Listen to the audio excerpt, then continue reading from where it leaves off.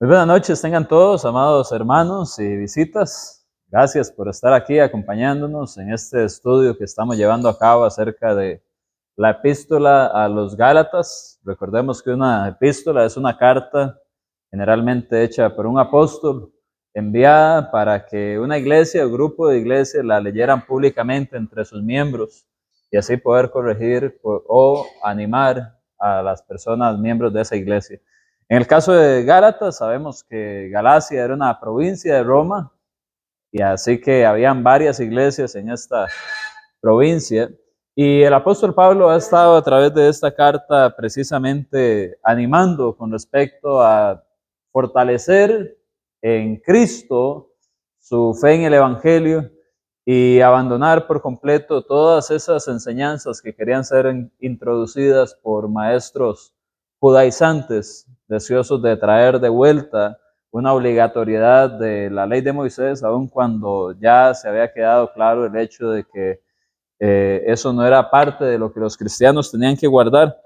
Estamos en una sección, el capítulo 4, del versículo 8 al 31, como dije la semana anterior, es una sección en la cual el apóstol Pablo viene haciéndole peticiones a los Gálatas. Vimos en los versículos del 8 al 11 cómo les hizo la petición a madurar. Ahora de los versículos 12 al 20 vamos a ver que les hace una petición con respecto a la relación personal que él tenía con ellos. Y en los versículos del 21 al 31 del capítulo 4 vamos a ver que esta petición lo hace a través de una figura retórica que se llama alegoría. Muy bien. Vamos a retomar desde la lección anterior. Habíamos visto en el versículo 11 donde le dijo, me temo de vosotros que haya trabajado en vano con vosotros. Ahora en el versículo 12, vea lo que les dice.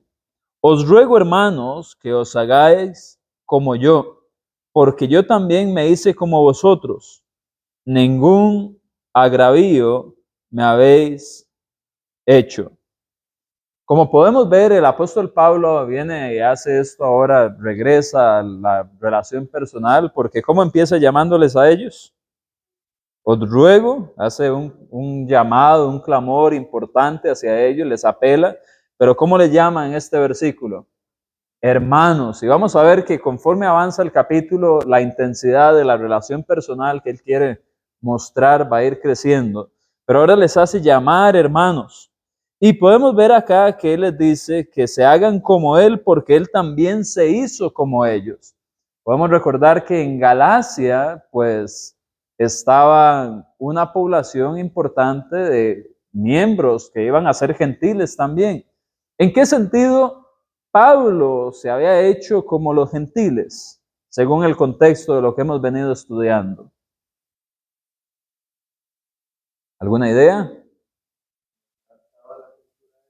Bueno, se había adaptado a la cultura, sí, pero hay algo más importante todavía de fondo. Recordemos que Pablo, antes de estar en el Evangelio, él estaba bajo la ley de Moisés. Pero ahora, al estar en Cristo, él se hizo como los gentiles también, en el sentido que no estaba bajo la ley. Y por eso ahora le dice, hágase como yo. Porque ellos estaban siendo influenciados por la idea de volver a la ley, de volver a esas ataduras. Entonces él les dice que les ruega que se hagan como él, hacía como él se había hecho antes como ellos.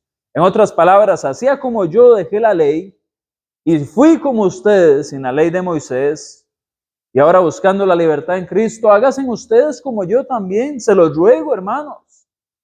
Busquen la libertad en Cristo y dejen la ley, así como yo una vez la había dejado. Bueno, es una manera quizás de apelar hacia ellos. Y luego les dice, ningún agravio me habéis hecho. Es muy interesante porque cuando consultamos la forma en que esto se escribió, pues se hace en un tiempo verbal que refleja hacia el pasado. A veces uno dice, bueno, ningún agravio me habéis hecho. En este momento sí tenían ellos el agravio, pero En el momento que él estuvo con ellos físicamente, anteriormente, no había recibido ningún agravio y él ya va a empezar a explicar. En el presente que él escribe esto, claro que estaba agraviado, él estaba triste por el hecho de que ellos estaban dejando la libertad en Cristo para irse a la esclavitud de la ley. Recuerdan, ese fue el punto de la semana anterior. Se estaban esclavizando en la ley. Así que, claro que tenía un agravio, pero él lo que está haciendo ahora es recordar, volver a ver hacia el pasado. Y como de, agravio, ok, agravio, me corrijo, perdón ahí todos, ¿verdad? A veces me pasan algunas palabritas ahí, se me van, pero ningún agravio. Y en este agravio que él estaba pasando en el presente, lo que hace es volver a ver hacia el pasado. Y donde ve hacia el pasado, él dice, ustedes no me habían hecho nada. Cuando estuve ahí, ustedes no me hicieron sufrir. Y podemos ver en el versículo siguiente, ahora que empieza a retomar la idea de cuando él estuvo entre los Gálatas. Vea lo que dice. Versículo 13. Pues vosotros sabéis que a causa, ven, aquí van a notar que cuando él dice ningún agravio me habéis hecho, él está volviendo a ver hacia atrás. Agravio, dice versículo 13, pues vosotros sabéis que a causa de una enfermedad en el cuerpo, os anuncié el evangelio al principio, y no me despreciasteis, ni desechasteis por la prueba que tenía en mi cuerpo. Antes bien, dice acá, me recibisteis como un ángel de Dios, como a Cristo Jesús. Podemos encontrar acá varias enseñanzas importantes e incluso aplicaciones para nuestra vida personal, pero lo que hace es recordar algo que ellos habían presenciado. Vea que les dice, vosotros sabéis, era parte del conocimiento de los Gálatas, que él como llegó a Galacia con una enfermedad en el cuerpo. Esta enfermedad en el cuerpo estuvo ahí presente mientras él les anunció el evangelio. Y esto nos deja una gran enseñanza, hermanos y hermanas, porque ciertamente a veces es difícil lidiar con las enfermedades del cuerpo. Pero ¿qué sucedió con Pablo? Él dijo, bueno, la verdad es que suspendo este viaje misionero por causa de las enfermedades que lleva en el cuerpo. No. Más bien, a raíz de esa enfermedad, fue una buena oportunidad para él, desde el principio, predicarles el evangelio del Señor. Haciendo una aplicación presente, quizás es un buen momento para hacer un llamado a nuestra conciencia de hasta qué punto nosotros usamos nuestras enfermedades, nuestras debilidades, ya sea como una oportunidad para crecer en el evangelio, para impactar en otros, dándoles ejemplo de que pese a esto, yo sigo firme, o algunas veces quizás lo usamos como ¿qué? Como una excusa para decir, uy, es que estoy enfermo, no puedo ir a reunirme, no puedo participar de las actividades de la iglesia. Bueno, no sabemos qué tan fuerte era esta enfermedad de Pablo, pero vamos a ver que la describe como algo fuerte más adelante. Pero él utilizó esto y no se detuvo a causa de su enfermedad. Y debemos de saber, claro, que Dios no nos pide hacer más de lo que podemos. Pero a veces nosotros no queremos ver lo que podemos hacer a causa de que nos encerramos a nosotros mismos. Nos dejamos cautivar, esclavizar por la enfermedad, pero ese no fue el caso de Pablo. Y por eso quizás entre este y muchos otros motivos, claro que Pablo se convierte en un gran ejemplo para nosotros los cristianos. La enfermedad, la debilidad puede ser una causa para proclamar el evangelio desde el principio. Otra cosa interesante es que, ¿qué fue lo que predicó desde el principio Pablo? El Evangelio, las buenas noticias de salvación. ¿No se ha dado cuenta usted que muchas veces las personas, cuando están predicando, están tocando puertas, están evangelizando, muchas veces las personas se preocupan por predicar de todo, menos lo que realmente va a traer las buenas noticias de salvación? ¿Por qué se usan o no instrumentos musicales? ¿Por qué predican o no mujeres en la iglesia de Cristo? ¿Por qué, bajo qué circunstancias una persona puede ser obispo, bajo cuáles no? ¿Son esas cosas importantes? Definitivamente sí. Pero ¿qué es lo que se debe de predicar desde el principio? El Evangelio. En Mateo 28, 19, 20, Jesús mandó a hacer discípulos, ¿cómo? Bautizándoles en nombre del Padre, del Hijo y del Espíritu Santo. Y entonces sí, ya una vez que son discípulos, hay que enseñarles que guarden y hagan todas las cosas que Jesús ha mandado. Claro que sí. Es parte de toda la perseverancia, sí. Pero se debe iniciar con el Evangelio.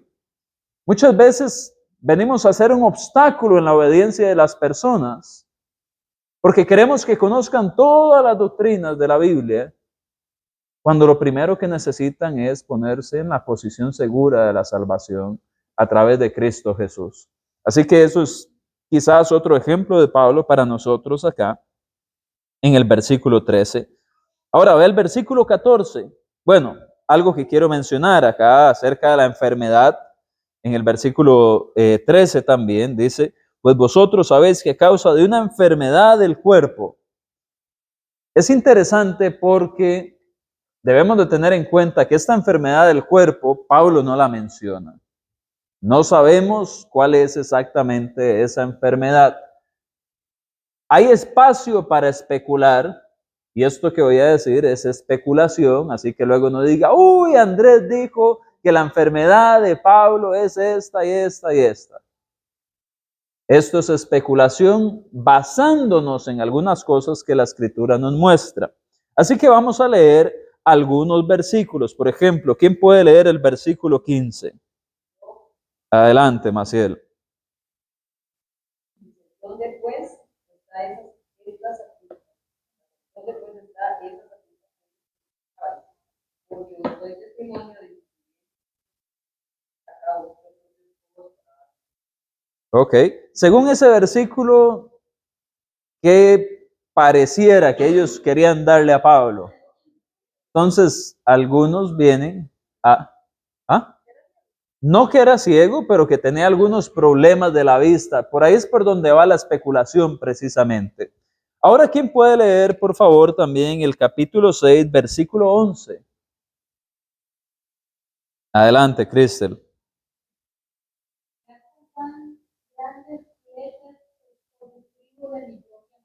Ok, entonces algunos vienen y dicen, bueno, es que esas grandes letras, ¿cómo escribiría una persona con problemas de vista? Bueno, con letras más grandes, ¿verdad? Porque necesita ver lo que está haciendo. Gastó más pergamino, diría alguno, ¿verdad?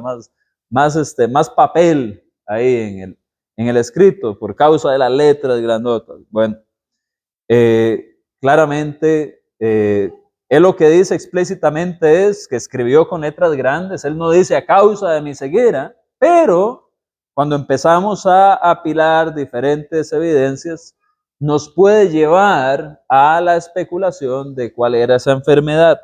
Repito, especulación. ¿Quién puede leer Hechos capítulo 9, versículo 8 también? Hechos capítulo 9, versículo 8. Adelante. Entonces Saulo se levantó de tierra y abriendo los ojos no veía a nadie. Así que llevándole por la mano, le metieron en Damasco. Ok, ¿recuerda por qué él quedó en esa condición?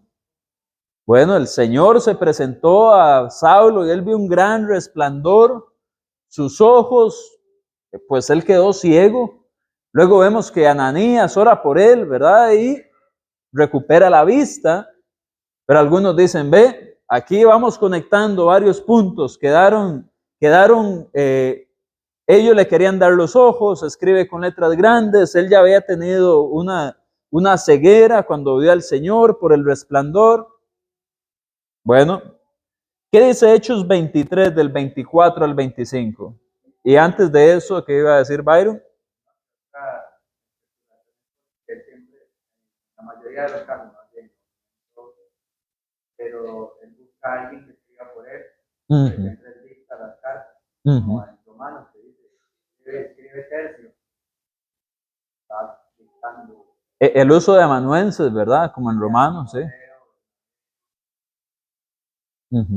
Muy bien. Antes de la lectura, Steve, también.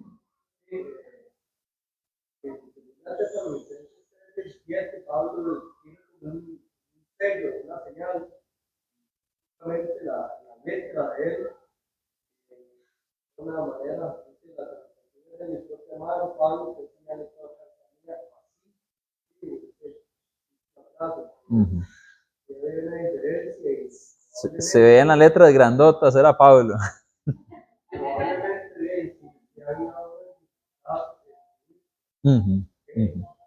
Sí. Buen texto también. Segunda 3:18.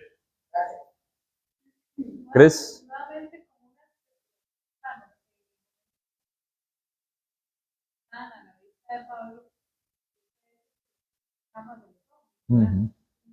Pensamientos muy personales. Especulando ahí, sí. Dijo Cristel. Es que algún tipo de consecuencia.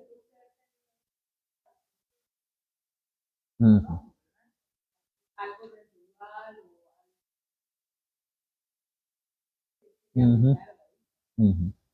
Es cierto.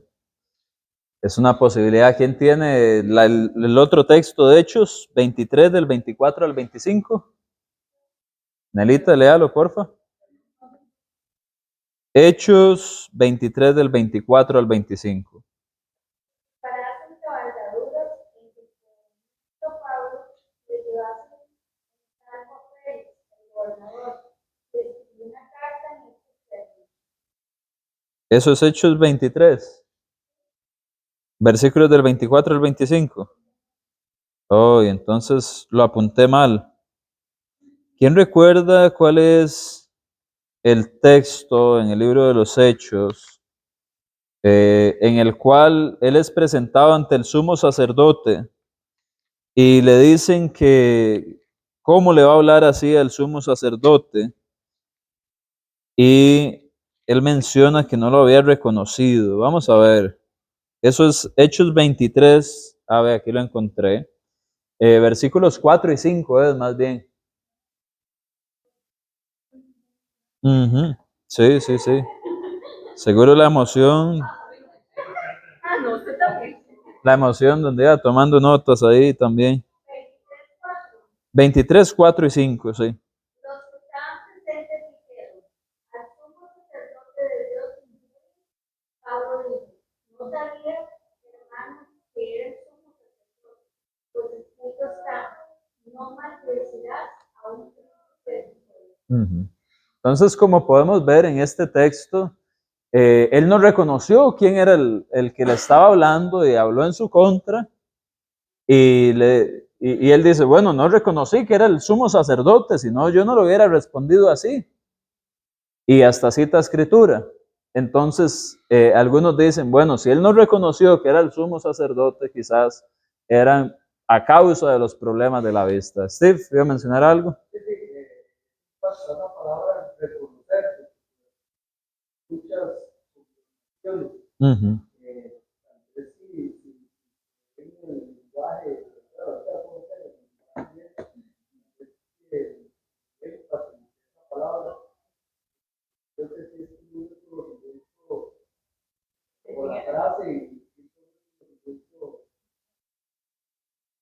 No sabía quién era, Este pasaje es algo visual. Sí, bueno, la palabra que se usa es relacionada a hoida, que quiere decir precisamente darse cuenta, considerar, percibir. Entonces, él no se dio cuenta, básicamente, él no percibió que era el sumo sacerdote.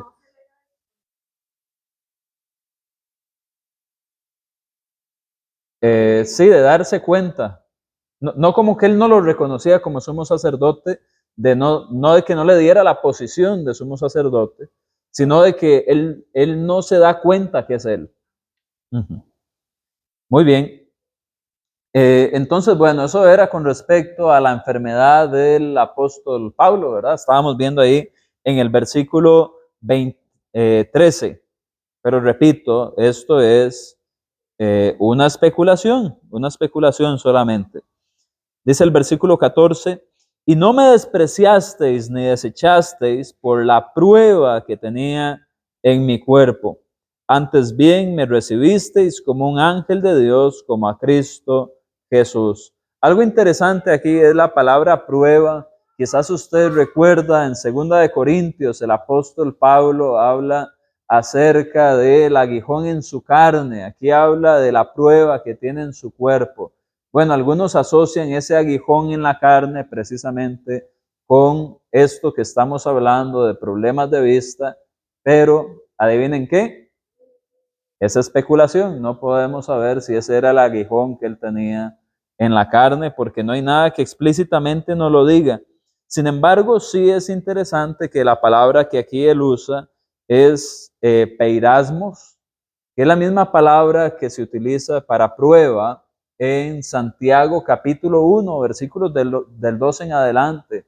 Quizás usted recuerda cuando Santiago, el hermano de Jesús, viene y dice, tened por sumo gozo cuando os halléis en diversas pruebas, peirasmos, sabiendo que la prueba de vuestra fe produce paciencia, mas tenga la paciencia su obra completa para que seáis perfectos y cabales sin que os falte cosa alguna. Luego dice, y si alguno tiene falta de sabiduría, pídala a Dios y la da abundantemente sin reproche. Entonces podemos ver que esta es la misma palabra que usa Santiago para pruebas. Definitivamente vemos cómo Pablo está haciendo un buen uso de esta prueba. Él la usó para su crecimiento personal, para el avance de su ministerio mientras estaba viajando, haciendo obra misionera por todo el mundo. Y no dejó que esa prueba lo detuviera. Ese es el propósito de Dios, que veamos que en medio de las dificultades que vamos pasando, hay una forma de perfeccionarnos, de crecer, de realizarnos como cristianos. Es muy, muy importante tener en mente que cuando Dios en su plan perfecto diseñó el cristianismo fue diseñado para que fuéramos cristianos antes, durante y después de las pruebas que nosotros pasamos. No se vale decir, porque tengo esta prueba, dejo el cristianismo. No, esa es una oportunidad para aprovechar, de encontrar un crecimiento, de encontrar un propósito, de aprender a fortalecernos, no en nosotros, sino en Cristo. ¿Ok? Así que, pues se me hace interesante que es la misma palabra que usa Santiago con respecto a algo que, pese a ser difícil, debe producir ¿qué? Gozo, dice, tened por sumo gozo cuando os halléis en diversas pruebas. Y pues esto me llama la atención porque en el versículo 12 Pablo dijo, ningún agravio me habéis hecho. Él más bien estaba recordando con mucha ternura, con mucho cariño, cómo en medio de esa prueba estuvieron ¿quiénes? Los hermanos para atenderlo a él. Ellos no lo rechazaron. Dice, y no me despreciasteis ni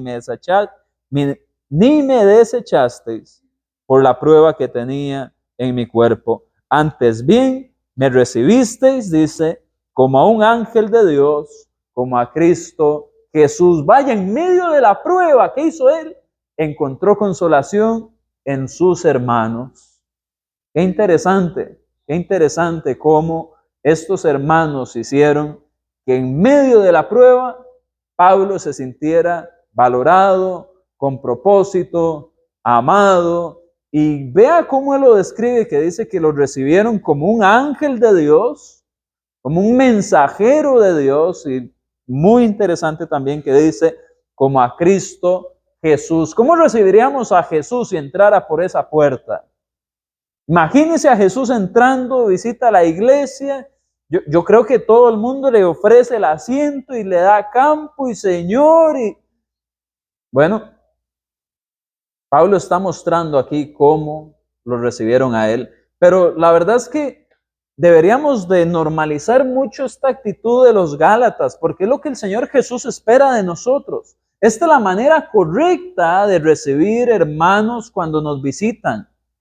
El hermano Jaco nos está visitando hoy desde Rincón de Salas. Bueno, hay que recibirlo como un ángel del Señor, como al Señor Jesús.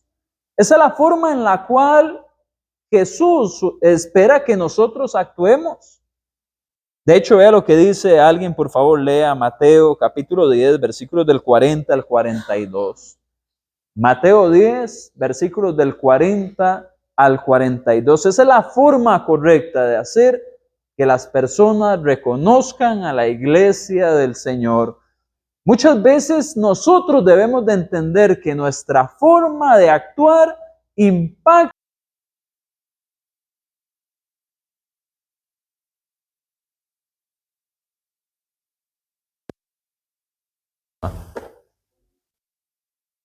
Entonces, desconectemos ahí y que me agarre la voz y tal vez salvamos el de la clase.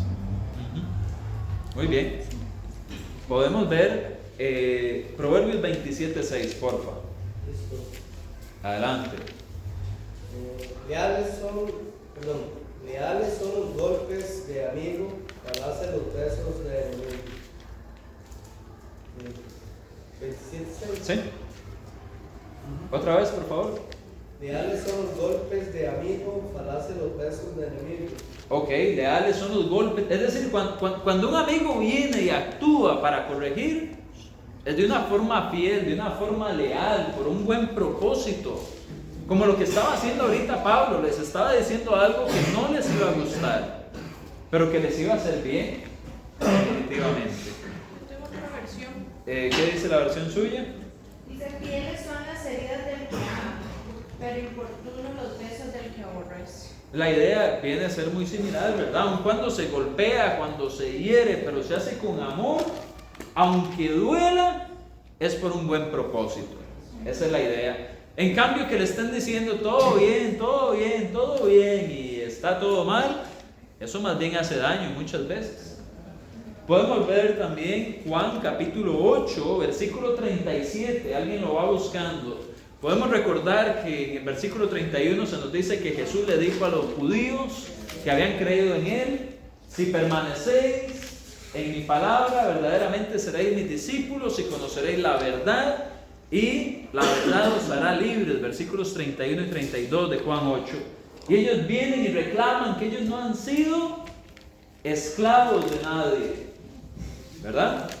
Y entonces viene Jesús y le responde, pero ¿qué dice el versículo 37? Sé que sois descendientes de Abraham, Ajá. pero procuráis matarme, porque mi palabra no haya cabido en vosotros. La palabra de él, Jesús, no hallaba cabida en ellos. Ellos no la querían aceptar, no eran verdaderamente los discípulos. Entonces, habían creído, pero no habían permanecido en las palabras de Jesús porque no tenía cabida en ellos. Entonces veamos que creer y permanecer en la palabra no es lo mismo, número uno. Y número dos, aunque Jesús les está hablando verdad, porque según el Juan 14:6, Jesús es el camino, la verdad, la vida, es decir, todo lo que fluía de Jesús, todo lo que salía de su boca era verdad y correcto. Eso que les está hablando en Juan 8 era verdad y era correcto. Les estaba diciendo que eran esclavos del pecado, pero porque esa palabra no la querían recibir, no querían permanecer en ella. ¿Qué querían hacer ellos? Matarle. Entonces, esto nos muestra que la verdad no necesariamente siempre es bien recibida, aunque sea verdad. Ahora podemos leer también Efesios capítulo 4, versículo 15. Y mientras lo leemos, debemos de recordar que el mismo que escribe Efesios 4:15 es el mismo que les está hablando aquí, ¿verdad?, a los Gálatas. Por lo cual podemos esperar entonces que esa verdad que Pablo está acá tiene el mismo motivo que lo que le dice a los Efesios. ¿Quién no tiene? Efesios Ah, Efesios 4:15. 4:15 de Efesios, sí. Sino que siguiendo la verdad en amor, crezcamos en todo en aquel que es la cabeza, esto es Cristo. Muy bien. Entonces, ¿cómo crecemos? Siguiendo la verdad en amor. ¿Cómo se debe dar la verdad? En amor. Entonces, si él viene y le dice eso a los Efesios, ¿cómo cree usted que él está dando esa verdad aquí? Se las está dando en amor, se las está dando por un buen propósito. Y por eso les está recordando, bueno, ¿dónde está ese gozo que tenían? Por decirle la verdad me vuelvo el enemigo. No debería de ser así, porque claro que iba con amor. Veamos el versículo 17. Dice, tienen celo por vosotros, pero no para bien, sino que quieren apartaros de nosotros para que vosotros tengáis celo por ellos. Bueno es mostrar, dice, celo en lo bueno siempre, y no solamente cuando estoy presente con vosotros.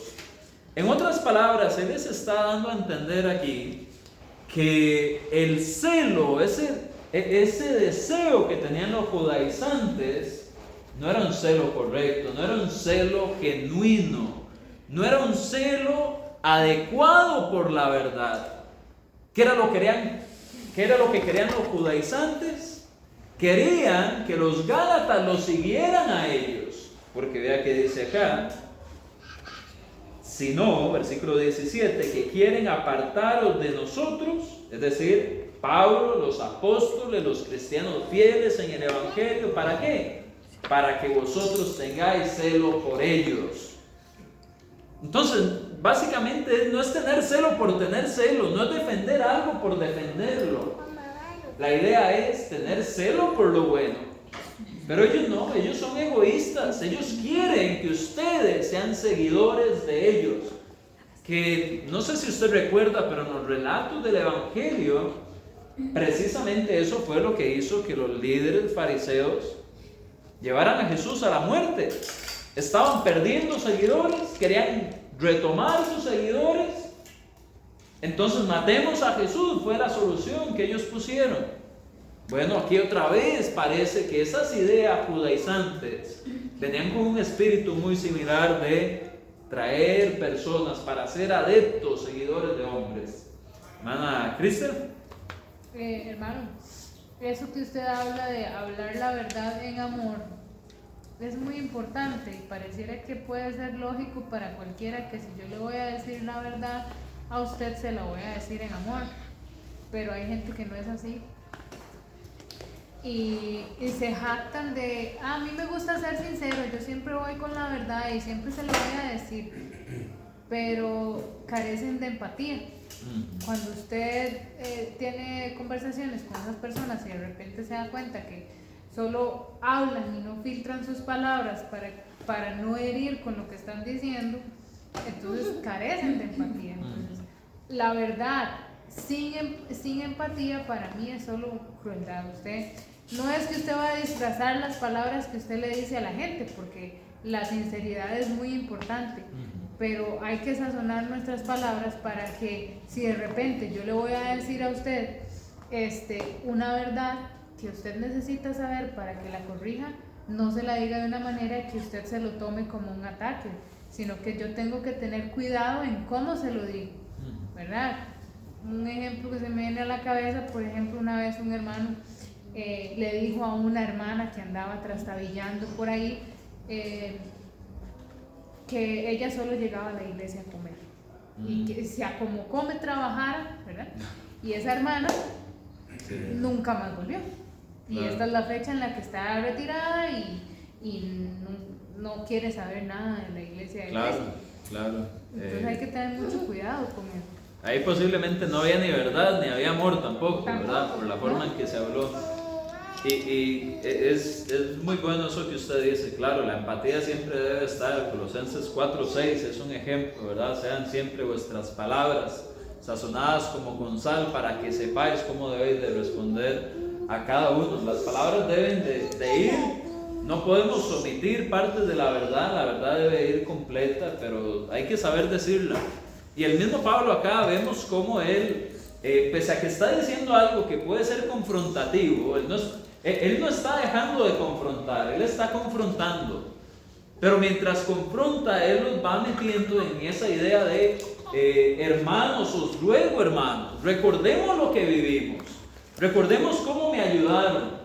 Él está haciendo esto por lograr un punto, no es solamente por llegar y confrontar para ganar un argumento, no está llegando a confrontar solo para defenderse, desquitarse de algo que hayan dicho de él. El propósito de él es que vuelvan al Evangelio y que no estén ahí atados en la ley mosaica. Vemos en el versículo 19 que sucede otro cambio, como les dije. Venía hablando de hermanos en el versículo número 12. Ahora en el 19 viene y toma una frase muy similar a las que utiliza el apóstol Juan en una de sus cartas, o en alguna de sus cartas. Y él viene y dice, hijitos míos. Esto viene y toma un tono más tierno todavía. Y luego dice, por quienes vuelvo a sufrir dolores de parto, hasta que Cristo sea formado en vosotros. Podemos ver acá que él viene y toma una figura más tierna para con estos Gálatas. Y no solamente eso, sino que se compara con una madre, pero incluso a algo que ninguna madre ha sufrido jamás. Porque nunca una madre ha venido a dar 2 veces a luz al mismo hijo.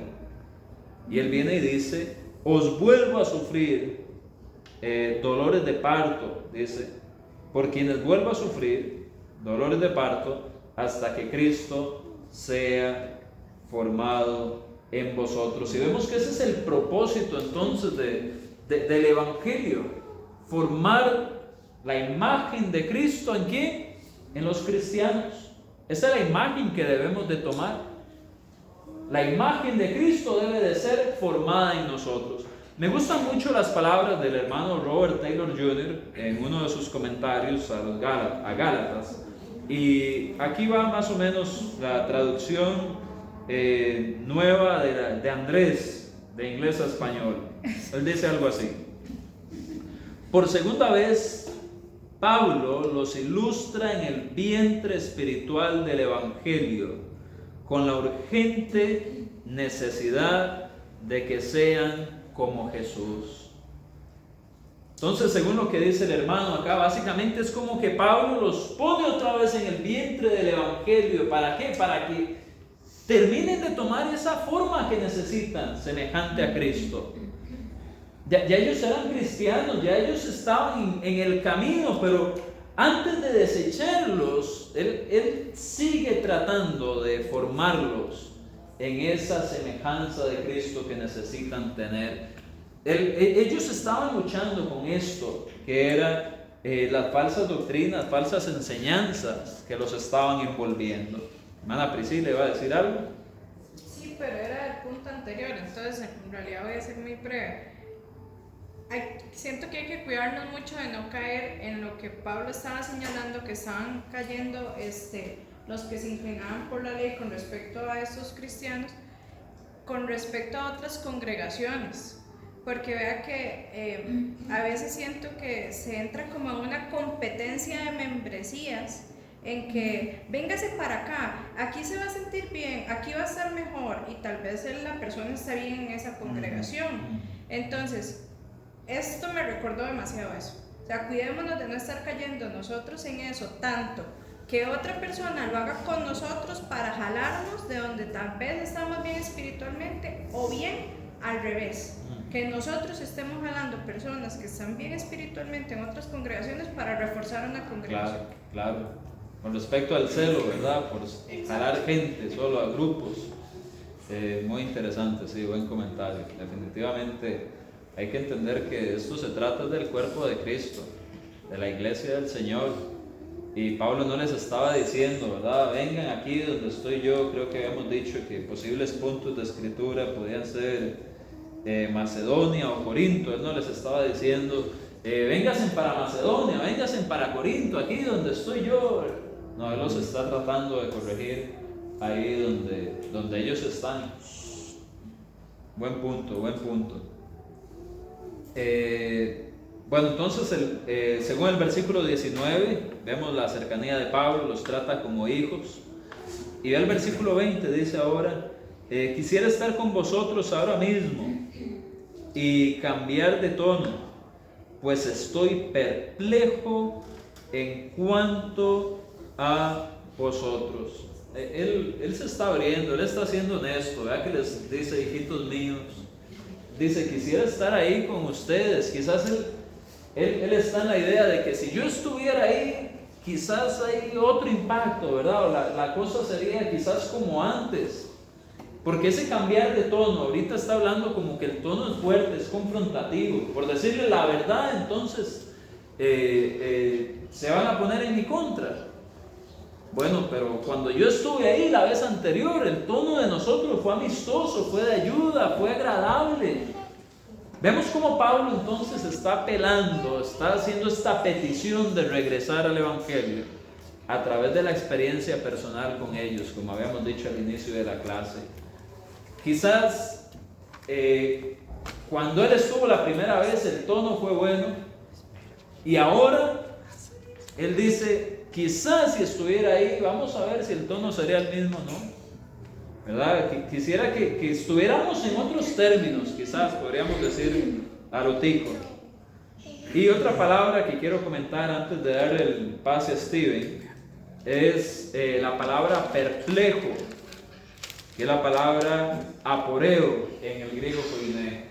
Esta palabra es interesante porque está relacionada con llenarse de confusión resultante de un fallo en entender. Es decir, Pablo no le entraba por ningún lado, porque era que estos cristianos de Galacia, que lo habían recibido tan bien con el mensaje que él llevaba, que lo estuvieron ayudando pese a que su imagen era de una persona que llevaba una enfermedad, que habían obtenido libertad, que tenían promesas en Cristo, que había una herencia de por medio. A él le costaba meterse en la cabeza cómo ellos querían volver a la circuncisión, cómo querían volver a guardar los días festivos de la ley, cómo ellos querían prohibir alimentos, cómo querían traer ese sistema que era incompleto cuando ya tenían lo completo. Estaba perplejo, y no porque no entendiera los factores, sino que, o mejor dicho, no porque tuviera falta de entendimiento, de sabiduría, es decir, no era una falla en su sistema cognitivo o cerebral, sino que él no entendía porque las cosas no calzaban, había una falla de conectar los puntos, que dijeran, es por esto que están volviendo atrás. No había lógica, no había lógica. ¿Sí? Sí, no, este texto es muy delicado. Lo que quería comentar es porque la Biblia es inspirada por Dios, ¿verdad? Pablo está siendo inspirado por Dios, y podría llegar alguien y decir, pero ¿cómo es esto? Entonces el Espíritu Santo no sabe cómo tratar este problema. Entonces, el cuidado aquí es ver cómo el Espíritu Santo está utilizando a Pablo y está humanizando el sentir para poder llegarle a los Gálatas. No es el hecho de que no sabe cómo tratar el problema o evacuar la situación. No, de hecho, él está evacuando la situación perfectamente bien. Lo que es incomprensible es por qué ellos actúan de esa manera. Como que a mí me dijeran, el hermano Paco dejó el cristianismo y se hizo ateo. Yo diría, ¿cómo que Paco se hizo ateo? Pero si Paco servía, Paco predicaba, Paco enseñaba, Paco entendió que fue levantarse de lo más bajo de las situaciones de su vida, sentirse realizado porque Dios le dio un propósito y luego se apartó. No tiene lógica. Me cuesta entender eso. Bueno, algo así era la idea de que Pablo estaba perplejo. Jaco, brevemente, por favor. Sí, dos cositas rápidas. A veces olvidamos esa parte humana que tenía Pablo, ¿verdad? Porque a veces simplemente estamos predicando de eso y se nos olvida de verdad el sentimiento que tal vez él tenía por ellos. O sea, él llegó mal y lo atendieron súper bien y ahora le llega esta noticia que ¿Cómo? ¿Que están volviendo otra vez? Sí. O sea, esa parte emocional, a veces la leemos y se nos va, ¿verdad? No es tan presente. Y veo cómo en el versículo anterior él les dice también que de eso, de dolor de parto, volverlos a meter en el vientre hasta que ya estén completamente formados como Cristo. Y eso lo asemejo con Juan 3, donde Jesús habla con Nicodemo y le dice que es necesario que vuelvan a nacer. Y le dice, ¿cómo? ¿Se va a meter un adulto otra vez ahí? O sea, es algo que les causó en ese momento con Jesús y Nicodemo un choque mental. Eso es esto. Y Pablo lo usa ahí también otra vez, como hasta que no estén formados ahí, me gustaría volverlos a meter ahí hasta que se formen, ¿verdad? Claro, el vientre del Evangelio, decía el hermano. Sea algo que les haga un choque ahí en la mente para que se ubiquen, es lo que le está dando Pablo a ellos. Así lo veo. Claro, y él también sufriendo eso nuevamente, ¿verdad? El sufrimiento inicial era, están perdidos. Necesitan el mensaje de salvación para ser salvos. Ya ellos obedecen, pasan esos dolores, ¿verdad? Ya crecen en Cristo. Pero no, vuelven a la ley. Y otra vez estos dolores, ¿verdad? Este sufrimiento para que ellos hagan bien las cosas. Muy bien, buen comentario. Gracias, Jaco. ¿Verdad que sí? Es importante recordar el lado humano de los escritores bíblicos. No debemos de olvidar eso. Vamos a leer ahora la petición basándose en la alegoría y vamos a ir analizando cómo Pablo hace una comparación en la cual va de 2, 2, 2, 2, 2, 2, 2, 2, 1 y ya me van a entender con esto que voy a decir yo mientras vamos leyendo.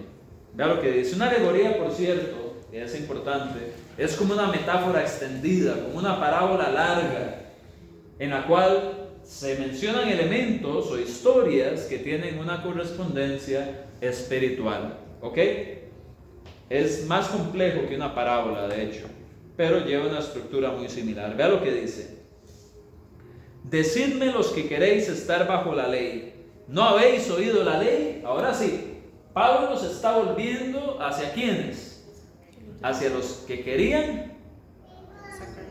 sacar del cristianismo a esos falsos hermanos, como les llamó antes, a esos judaizantes. Ok, conocen la ley, quieren hacer que volvamos a la ley. Ok, presten atención a esto, porque seguramente ustedes lo tienen que conocer, ya lo tienen que haber leído, ¿no? Si quieren volver a la ley, tienen que entender esto. Y les dice esta alegoría. Dice, porque está escrito que Abraham tuvo ¿cuántos hijos? Dice, 2 hijos. Uno de la esclava y el otro de la libre. Así que aquí tenemos 2 hijos. Uno era Ismael y el otro era Isaac. Eso usted lo puede anotar ahí. Génesis 16:15 y Génesis 21:2. Ahí están los 2 hijos.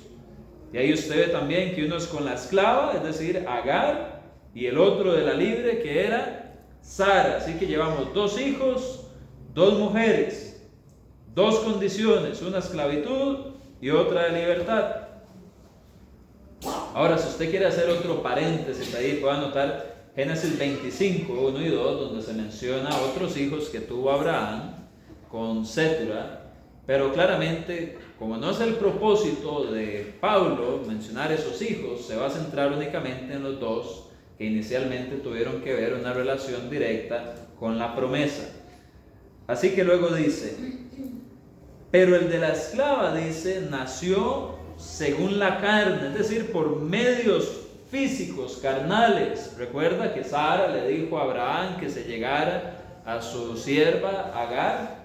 Entonces no hubo nada espectacular, nació según la carne. Dice, mas el de la libre por la promesa. Recordemos que Sara era una mujer que era estéril y se va a mencionar más adelante. Así que está el modo carnal de nacer y está el modo por la promesa. Luego dice, lo cual es una alegoría, pues estas mujeres son los dos pactos. Así que vea cómo llevamos 2 hijos, 2 mujeres, 2 condiciones de libertad y esclavitud, 2 formas de nacer, la forma carnal, la forma de la promesa, que claramente tuvo un evento milagroso de parte de Dios, pues ella era estéril y luego dejó de ser estéril.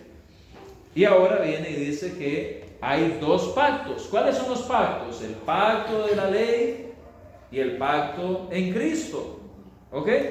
Así que ahí tenemos otros 2. Dice, el uno proviene del monte Sinaí, que fue donde se le dio la ley a Moisés. Y dice, el cual da hijos, ¿para qué? Para esclavitud. Este es Agar. Y dice después, porque Agar es el monte Sinaí en Arabia y corresponde ¿a qué? A la Jerusalén actual, pues esta junto con sus hijos está en esclavitud. ¿A quién se está refiriendo cuando dice Jerusalén actual? La ciudad de Jerusalén. En la actualidad, cuando Pablo escribe esto, la ciudad de Jerusalén tenía a los judíos con su sistema religioso ya desactualizado, no aprobado por Dios, y en la esclavitud de ese sistema religioso, o como le había llamado, esos principios elementales en la clase anterior, ¿recuerdan? Entonces le dice, versículo ¿cuál? 26, dice, mas la Jerusalén de arriba, la cual es madre de todos nosotros, dice, es libre. Para comentar la Jerusalén de arriba brevemente, les digo que anoten Hebreos 12:22 y Filipenses 3:20, donde se habla que nuestra ciudadanía, ¿dónde está? En los cielos. ¿Perdón? Hebreos 12:22 y 23. Entonces tenemos la Jerusalén celestial, que es la iglesia, el pueblo de Dios, espiritualmente hablando, el reino de Dios establecido en Hechos 2, y tenemos la Jerusalén actual, como le llama Pablo, que era para esclavitud, pero la de arriba o celestial, ¿para qué era? Para libertad. Dice, la cual es madre de todos nosotros, es libre. Dice, porque está escrito, y ahora él va a citar Isaías 54:1. Regocíjate, oh estéril, la cual es Sara, tú que no das a luz. Dice, prorrumpe en júbilo y clama, tú que no tienes dolores de parto. Claro, era estéril, no tenía hijos. Dice, porque más son los hijos de la desolada que de la que tiene marido. Si usted recuerda, cuando Agar tuvo a Ismael, ¿qué estaba haciendo Agar? Estaba molestando a Sara y Sara a la otra. ¿Por qué? Porque habían celos en esa familia. Una porque tenía al esposo y tenía el hijo. Y la otra porque no tenía hijos y veía que la otra tenía la atención del marido. Entonces, ¿qué empezó a hacer? Empezó a molestar a Agar también. Pero bueno, ese no es un punto que está aquí tocando Pablo. Dice, porque son más los hijos de la desolada que la que tiene marido. ¿Cuál era la que tenía el marido cuando tuvo el hijo? Agar. Dice, así que hermanos, y por cierto, es una realidad que hay más cristianos que los que hubieron judíos. Dice, así que, hermanos, nosotros como Isaac, así que ahí viene y mete a los cristianos, no son los judíos, dice, nosotros, hermanos, o hermanos nosotros, como Isaac, somos hijos de ¿qué? De la promesa. Pero entonces, el que había nacido según la carne, dice, que era Ismael, perseguía al que había nacido según el Espíritu. Así también ahora. Y aquí hay una equivalencia de nacer del Espíritu con nacer por la promesa y nacer bajo el nuevo pacto. La que ¿Ok? tiene marido no era Sara. No, es lo que acabo de decir. La que tiene marido era Agar, porque cuando ella tiene el niño, Abraham estaba con Agar, ocupándose del niño, tomando la atención. Entonces, aunque la esposa oficial, por así decirlo, era Sara, la que se estaba quedando con el marido en ese momento era Agar, mientras Sara no tenía hijos. De hecho, luego la tuvieron que despedir del campamento, pero eso está en Génesis. Cuando aquí dice el 29, dice: pero como entonces el que había nacido según la carne perseguía, dice, al que había nacido según el Espíritu, así también ahora. Cuando usted ve Génesis 21:9, se da cuenta que Ismael era mayor que Isaac. E Ismael, precisamente, andaba, como decimos ahora, bulleando, molestando a Isaac. Lo perseguía, lo fastidiaba. Eso está en Génesis 21:9. ¿Y qué era lo que estaban haciendo los judíos? Estaban fastidiando a los cristianos, haciéndolos que se circuncidaran, que si no, no estaban bien con Dios, que guardaran las fiestas. Él lo que está diciendo es: está repitiendo esta historia, pero nosotros somos de la promesa. Sigue diciendo: ¿mas qué dice la Escritura? Echa fuera la esclava y a su hijo, porque no heredará el hijo de la esclava con el hijo de la libre. Eso usted puede anotar, Génesis 21, versículos del 10 al 12, que es lo que se está citando. Y vea cómo culmina el capítulo, y nosotros también, dice: de manera que, hermanos, que no somos hijos de la esclava, sino de la libre. Ahora sí me voy a explicar lo que dije al principio con dos, y un montón de dos y luego uno. En esta alegoría vemos dos hijos, Ismael e Isaac. Vemos dos razones de nacimiento, la carne y la promesa. Vemos dos pactos, la ley y el pacto del Espíritu en Cristo Jesús, el Nuevo Testamento. Vemos dos Jerusalén, una física y una celestial. Vemos dos condiciones, una de esclavitud y otra de libertad. Vemos dos alusiones a la fertilidad, la que era fértil y la que era estéril. Vemos dos cantidades de hijos, una que tuvo uno y otra que iba a tener más, que era Sara. Vemos además dos actitudes, una de perseguidor, Ismael, y una de afligido, Isaac, y la iglesia de Cristo. Vemos dos finales, uno sin herencia y otro con herencia. Y al final, en el versículo 31, vemos un solo modo de relacionarnos con Dios que vale la pena, que es a través de la libertad en Cristo Jesús. Solo eso vale la pena, hermanos. Deje lo que sea en su vida. Deje lo que sea en su vida, si es necesario, que usted alcance la promesa. Sean orgullos, sean pecados, sean rencores, sea lo que sea. Deje eso a un lado y recuerde de quién es usted hijo. Recuerde lo que Dios le ha dado. Recuerde la posición que le ha dado. Y no se mezcle con esos que son de la esclava. Manténgase en Cristo, porque esa es la única manera que vale la pena mantenerse.